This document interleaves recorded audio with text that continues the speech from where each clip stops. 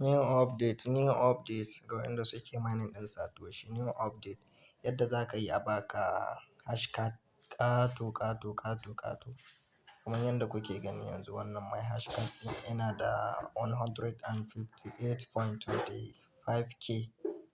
Bari na nuna muku hashcard ɗin, kun gani babu komai a ciki.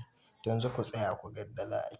Ga nan sama wurin da aka rubuta white paper, can sama inda aka rubuta white paper kusa da BTCs mining ɗin nan da can white paper. Yawwa, bayan ka danna shi zai kawo ka cikin white paper nasu.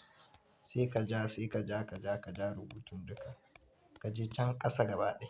Ga wani rubutu nan wurin ƙasa gaba ɗaya, ga wani farin rubutu nan ya ɗan yi dishi-dishi haka.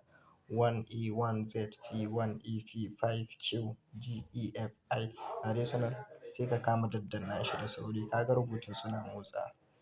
Ga sunan suna motsawa. Kana ta danna shi, kana danna shi, kana danna shi. Ku tsaya ku gani ina ta danna shi, ina ta danna shi. Yawwa kun gani? Ga nan sun yi min congratulations and found the surprise. Kun gani? You have won a Satoshi card that has been deposited into your hashcard. Sai ka danna close, sai ka yi back, sai ka koma. Sai ka danna wurin hashcard. Kun gani? Ga shi nan Satoshi card 100k, 20k, 100%. Ku je ku yi sauri ku yi. Sai ka je ka yi exchanging nashi.